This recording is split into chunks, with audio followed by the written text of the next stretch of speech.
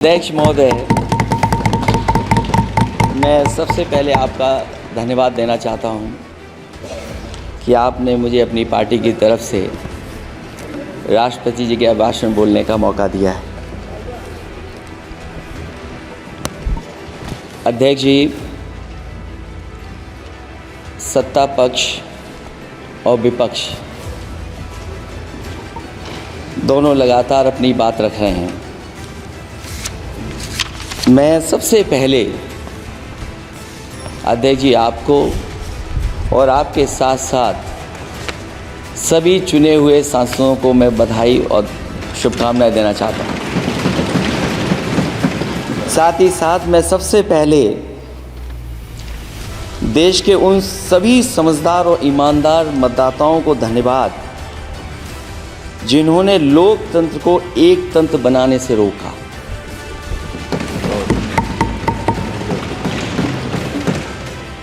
चुनाव के समय पर अध्यक्ष जी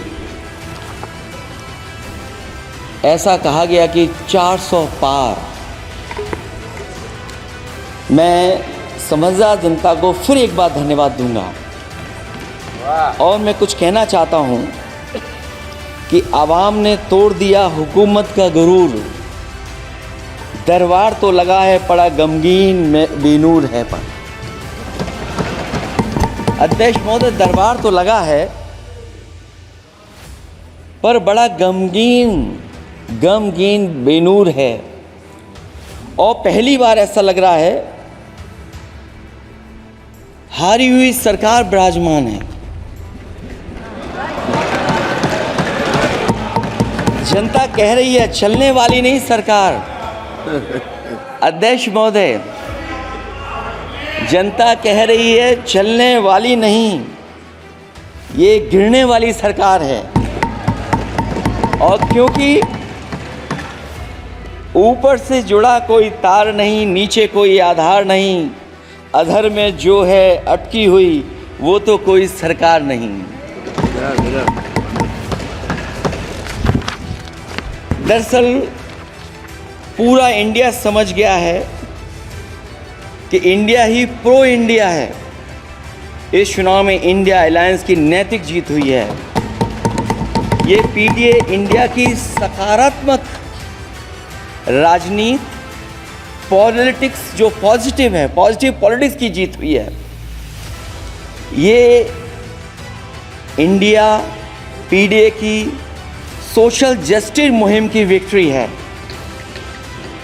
2024 का परिणाम हम इंडिया वालों के लिए जिम्मेदारी से भरा पैगाम भी है।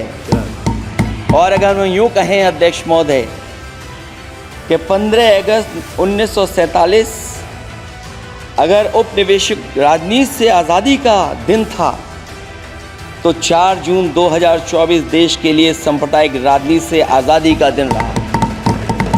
ये सांप्रदायिक राजनीति के अंत और सांप्रदायिक राजनीति की शुरुआत है।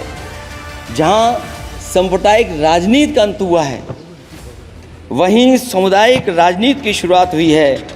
सबसे अच्छी बात हुई ये है कि इस चुनाव में सांप्रदायिक राजनीति की हमेशा के लिए हार हो गई है। अध्यक्ष महोदय,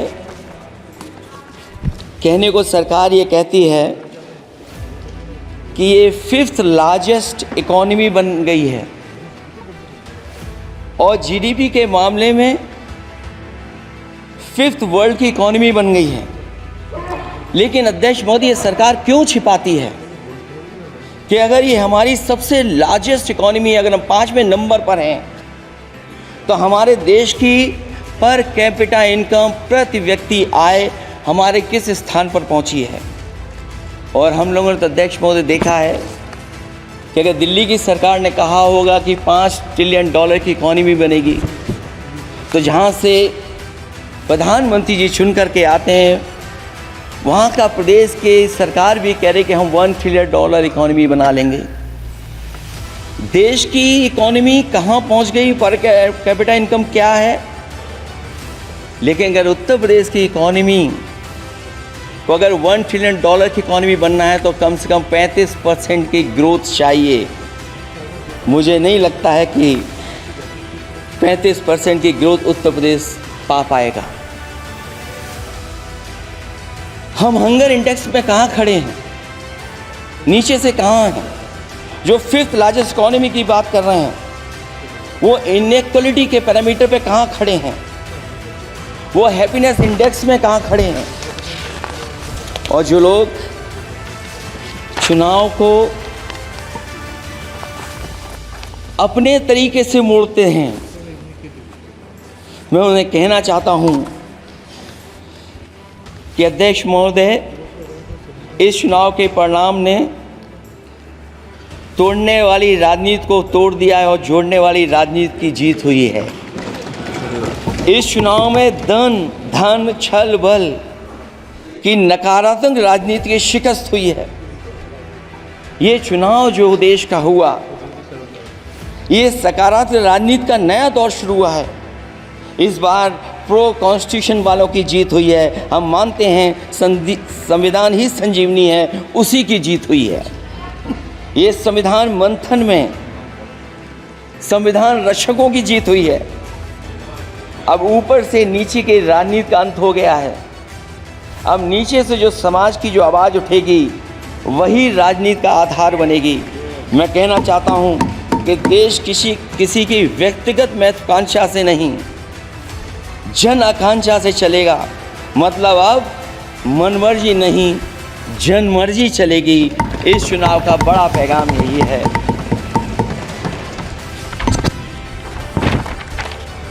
अध्यक्ष महोदय,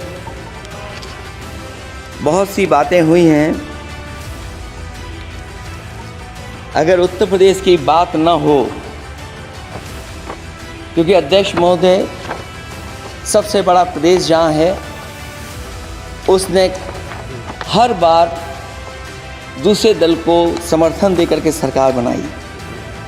मैं उन्हीं लोगों से कहना चाहता हूँ कि लोग क्यूटो की फ़ोटो लेकर बनारस की गलियों से लेकर के गंगा जी तक ढूंढ रहे हैं।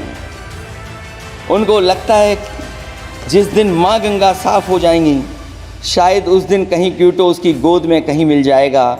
बनारसी लोग चाहते हैं कि कोई गंगा जी के भी तल में उतरकर उसका दर्द भी जाने।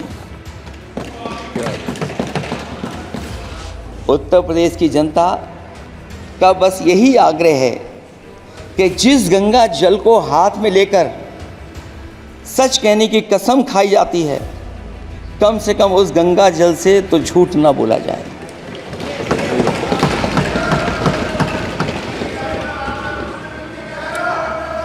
जहां विकास के नाम पर खरबों रुपए की लूट का राज खोलते भ्रष्टाचार के गड्ढे प्रदेश का नाम खराब कर रहे हैं, वहीं पहली बारिश में ही टपकती हुई छत और गिर चुकी स्टेशन की दीवार बेईमानी की निशानी बन गई है। अध्यक्ष महोदय, विकास का ढिढोरा पीटने वाले इस विनाश की जिम्मेदारी कब लेंगे? और रही सच्चे विकास की बात, तो हमने जो सड़क बनाई उस पर हवाई जहाज उतरे थे और उत्तर प्रदेश की मुख्य नगरी में सड़कों पर नाव उतरी हैं। और अभी बारिश और हो जाएगी तो नाव से भी चलना पड़ेगा। यही स्मार्ट सिटी के जुमले का भी हाल है। न तो जाम से छुटकारा मिला, न बुनियादी सुविधाओं से कोई निजात मिली, न कोई बुनियादी सुविधाएं मिल पाई हैं। मुझे याद है अध्यक्ष महोदय, देश के प्रधान सांसद जी ने अनाथ पशुओं के बारे में बहुत कुछ कहा था। अनाथ पशुओं की समस्या से छुटकारा दिलवाने के लिए कब वादा किया हुआ, लेकिन कई चुनाव बीत गए हैं, अभी तक गन्ने का भुगतान 2 हफ्ते का वचन जो दिया था, कहाँ दिया था? अब तो वचन देने वाले को भी याद नहीं है। हर बात को जुमला बना देने वाले लोगों के ऊपर से जनता का भरोसा उठ गया है। इसीलिए बहुमत की सरकार नहीं है, ये सहयोग से चलने वाली सरकार है। डबल इंजन के नाम पर उत्तर प्रदेश को टकराहट के सिवा कुछ हासिल नहीं हुआ है। उत्तर प्रदेश में प्रभुत्व की लड़ाई दो लोगों को आपस में लड़ा रही है, लेकिन उसकी मार जनता को सता रही है। पिछले 10 सालों की उपलब्धि बस इतनी रही कि एक शिक्षा परीक्षा माफिया का जन्म हुआ। अध्यक्ष महोदय, जिस समय चुनाव में थे और उत्तर प्रदेश में वो हालात देखे हैं कि नौजवान जब भी तैयारी कर कर के जाता था और परीक्षा दे करके लौटता था तो उसको पता लगता था कि पेपर लीक हो गया। और उत्तर प्रदेश में केवल एक पेपर लीक नहीं हुआ है, जितनी भी परीक्षाएं हुई हैं सब पेपर लीक हुए हैं। केवल उत्तर प्रदेश ही नहीं, मैं माननीय सांसद की तरफ से सुन रहा था कई ऐसे प्रदेश हैं जहां पर परीक्षाएं देने तो बच्चे गए लेकिन वहां भी पेपर लीक हो गया। और अभी जब 4 जून को रिजल्ट आया उसके बाद जो बात उठी है, देश की सबसे प्रेस्टिजियस परीक्षा उसका भी पेपर लीक हो गया। और आखिरकार ये पेपर लीक हो क्यों रहा है? सच्चाई तो ये है कि ये सरकार पेपर लीक इसलिए करा रही है कि सरकार नौकरी नहीं देना चाहती, रोजगार नहीं देना चाहती, उन नौजवानों का भविष्य नहीं बनने देना चाहती। पिछले 10 सालों की उपलब्धि बस इतनी रही है कि एक शिक्षा परीक्षा माफिया का जन्म हुआ है, जिसने तथाकथित अमृत काल में युवाओं के भविष्य की आशाओं को ही जहर दे दिया है। जो सरकार उम्मीद को मार दे वह न तो वर्तमान को सुधार सकती है न भविष्य को संभाल सकती है। सरकार आशा का प्रतीक होनी चाहिए, निराशा का नहीं। जनता चाहती है कि हर समस्या के लिए बीते कल को जिम्मेदार ठहराने के बहाने को सरकार छोड़े और आने वाले कल की बात करे। अगले 1000 साल के झूठे सपने दिखाने वाले अगले महीने होने वाली परीक्षाओं के लीक न होने की गारंटी कब लेंगे?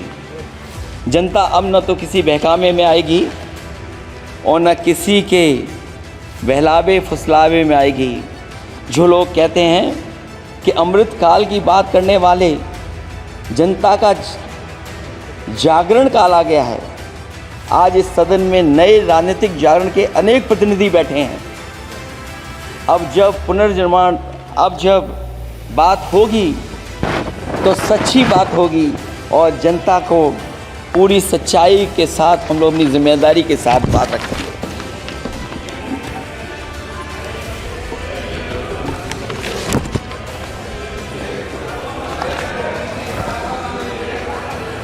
अध्यक्ष महोदय, एक जीत और हुई है, एक जीत और अध्यक्ष महोदय हुई है। मैं जानता हूं सत्ता पक्ष बैठे वाले लोग समझ गए होंगे। अयोध्या की जीत भारत के परिपक्व मतदाता की लोकतांत्रिक समझ की जीत है। और हम तो अध्यक्ष महोदय यही सुनते आए हैं, होए वही जो राम रची राखा, ये है उसका फैसला। अध्यक्ष महोदय, होई वही जो राम रची राखा,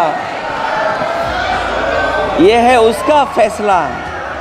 जिसकी लाठी में नहीं होती आवाज़, जो करते थे किसी को लाने का दावा, वो हैं खुद किसी के सहारे के लाचार।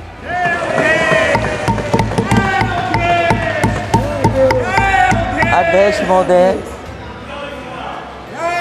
मैं फिर कह देना चाहता हूँ, होए वही जो राम रची राखा, ये है उसका फैसला। जिसकी लाठी में नहीं होती आवाज़, जो करते थे किसी को लाने का दावा, वो हैं खुद किसी के सहारे के लाचार। हम अयोध्या से लाए हैं उनके प्रेम का पैगाम, हम अयोध्या से लाए हैं उनके प्रेम का पैगाम, जो सच्चे मन से करते हैं सबका कल्याण। सदियों में जन जन गाता है जिनके गान, अभय दान देती जिनकी मंद मंद मुस्कान, मानवता के लिए उठता जिनका तीर कमान। अध्यक्ष महोदय, जो असत्य पर सत्य की जीत का है नाम, उफनती नदी पर जो बांधे मर्यादा के बांध, वो है अवध के राजा पुरुषोत्तम प्रभु राम। हम अयोध्या से लाए हैं उनके प्रेम का पैगाम।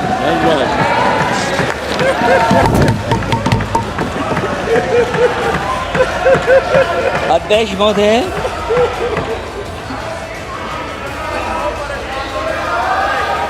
अध्यक्ष महोदय, कुछ बातें हैं।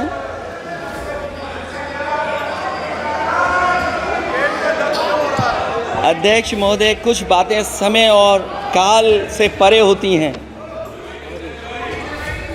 इसलिए आज यहाँ उत्तर प्रदेश के सदन में पढ़ा गया एक शेर याद आ गया,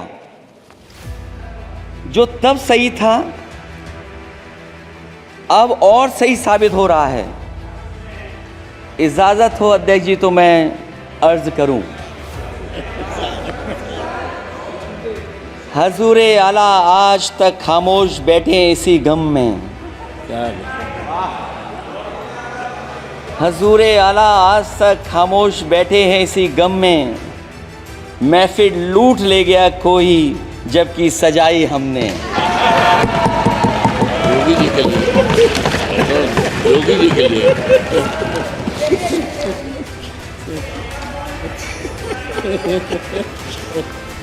अध्यक्ष महोदय,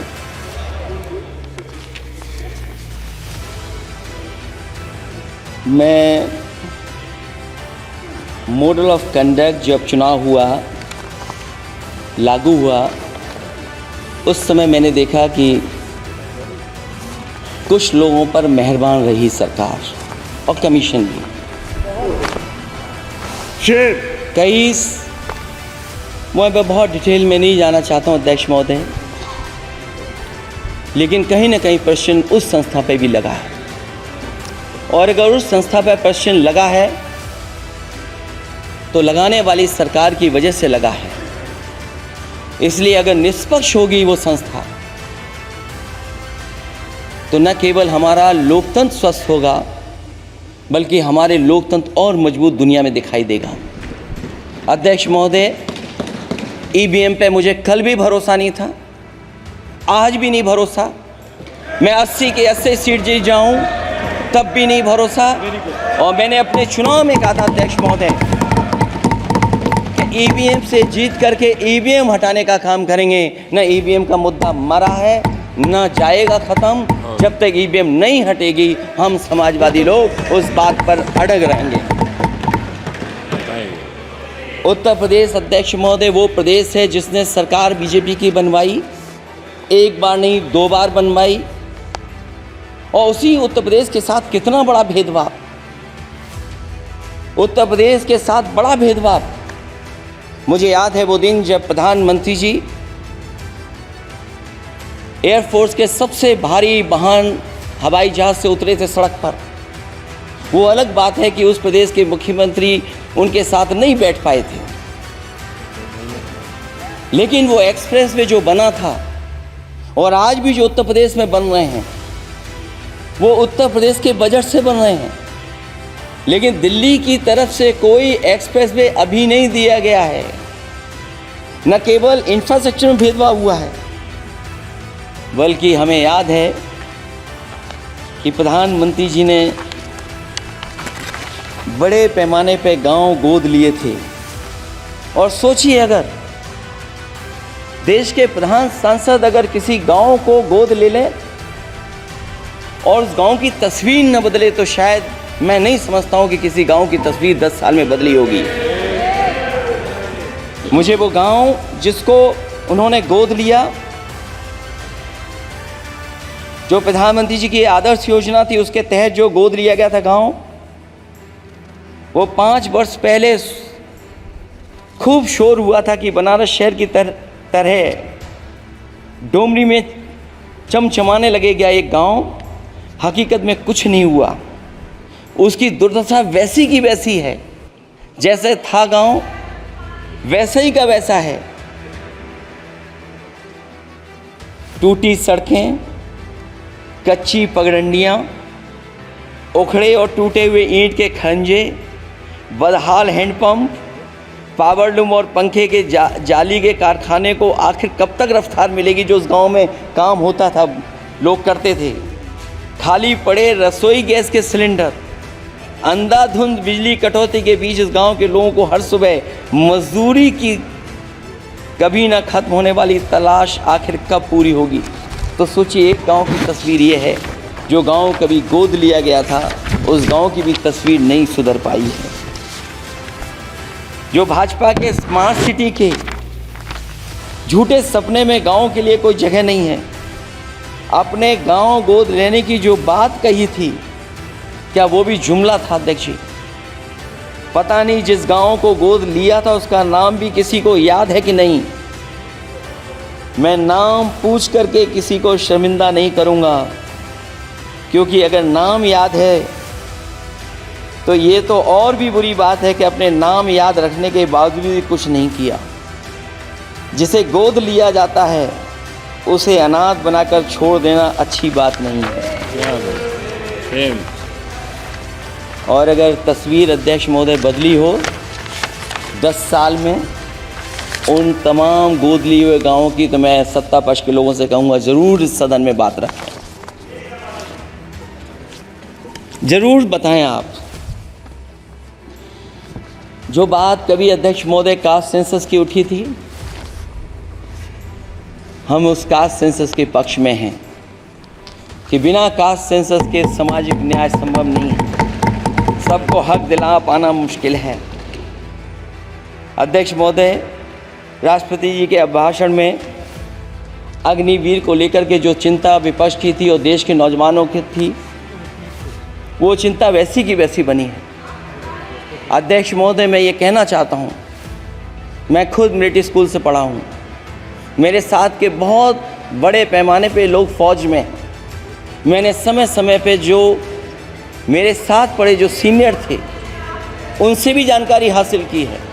बड़े बड़े ऑफिसर से मैंने पूछा है, वो शायद आपको न बता पाएँ, लेकिन दबी जुबान में उन्होंने कहा है कि देश की सुरक्षा के साथ अग्निवीर जैसी व्यवस्था लागू करने से समझौता हो रहा है। अध्यक्ष महोदय, किसी भी देश की सबसे बड़ी प्राथमिकता अगर कोई है तो वो देश की सीमाओं की सुरक्षा है। अग्निवीर जैसी व्यवस्था से कभी संभव नहीं है। अध्यक्ष महोदय, हम अग्निवीर व्यवस्था को कभी स्वीकार नहीं कर सकते हैं। आज नहीं कल, कल नहीं बाद में, जब कभी भी सत्ता में इंडिया गठबंधन आएगा, अग्निवीर व्यवस्था हमेशा हमेशा के लिए खत्म हो जाएगी। अध्यक्ष महोदय, जिन्होंने कहा कि हम आय किसानों की दोगुनी कर देंगे, आज किसान पूरा देश का देख रहा है कि उसकी आय कहाँ दोगुनी हो गई। और जिस तरह महंगाई बढ़ी है, सरकार बताए कि महंगाई इस बढ़ने पे उसकी आय कितनी होनी चाहिए। और जो इंफ्रास्ट्रक्चर की बड़ी बड़ी बातें की गई थी कि एमएसपी लागू करने के लिए एग्रीकल्चर सेक्टर का इंफ्रास्ट्रक्चर तैयार होगा, लेकिन जहाँ तक मैंने उत्तर प्रदेश में देखा है, अगर इस सरकार में एक भी नई मंडी बनी हो तो मुझे सरकार बता दे। अध्यक्ष महोदय, जो इंफ्रास्ट्रक्चर एग्रीकल्चर सेक्टर में बनाने की बड़ी बात कही थी, अगर सरकार की तरफ से एक भी मंडी 10 साल में बनी हो तो ज़रूर सरकार बताए। जो सरकार मंडी नहीं बना सकती है उस पर एमएसपी का भरोसा कैसे कर सकते हैं? जिन्होंने एमएसपी का भरोसा दिलाया था। हम अध्यक्ष महोदय आपके माध्यम से यही कहेंगे कि जो राष्ट्रपति के अभिभाषण में लीगल गारंटी एमएसपी को मिलनी चाहिए थी, वो क्रॉप्स को नहीं मिली है। न केवल फसलों को मिले बल्कि हॉर्टिकल्चर क्रॉप्स को भी एमएसपी देने का फैसला हो, जिससे कि हमारा किसान खुशहाल हो सके। साथ ही साथ ओपीएस की बात अभिभाषण में नहीं आई है। ओल्ड पेंशन स्कीम लागू हो, जिससे हमारे तमाम सरकारी कर्मचारियों का भविष्य बन सके। और देश की एक बड़ी आबादी, जहाँ से मैं चुन करके आता हूँ, उत्तर प्रदेश, जहाँ बुनकर न केवल उत्तर प्रदेश बल्कि देश के कोने कोने में बुनकर समाज के लोग बड़े पैमाने पर रह रहे हैं, लेकिन बुनकरों को जो सुविधाएं मिलनी चाहिए वो भी इस सरकार में नहीं मिल पा रही हैं। जो प्रदेश सरकारों ने कभी बुनकरों के लिए योजनाएं चलाई थीं, वो भी अध्यक्ष महोदय बंद कर दी हैं। मैं अंत में इतना ही कहना चाहूँगा कि इस सरकार ने नौजवानों को नौकरी नहीं दी है। नौकरी और रोज़गार उनसे छीने हैं, बहुत नौकरी छीनी है। इसलिए मैं कहना चाहता हूँ अध्यक्ष जी, इसलिए मैं कहूँगा कि आपके राज में न नौकरी की उम्मीद है न रोज़गार, क्योंकि आपने छोटे कारोबारी तक को इतना छोटा बना दिया है कि न तो वो अपना पेट भर सकता है न किसी को नौकरी पर रख सकता है। जो कुछ पद निकलते भी हैं तो उन पर लेटरल एंट्री के नाम से पिछले दरवाजे से कुछ खास संगी साथियों को रख लिया जाता है। आरक्षण का हक नॉट फाउंड सुटेबल के नाम पर हड़पा जा रहा है। और अध्यक्ष महोदय, आरक्षण के साथ इतनी खिलवाड़ किसी सरकार ने नहीं की होगी जितनी खिलवाड़ इस सरकार ने की है। जहां सरकारी नौकरियां नहीं दी जा रही हैं, और सरकारी नौकरियां इसलिए नहीं दी जा रही हैं क्योंकि उन्हें आरक्षण देना पड़ेगा। जिस प्रदेश से मैं आता हूं वहाँ सबसे बड़े पैमाने पे नौजवान बेरोजगार है।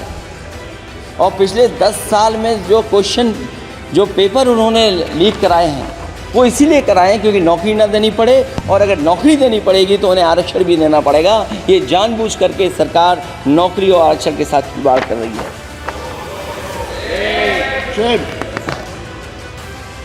मैं अध्यक्ष महोदय अंत में इतना ही कहना चाहता हूँ,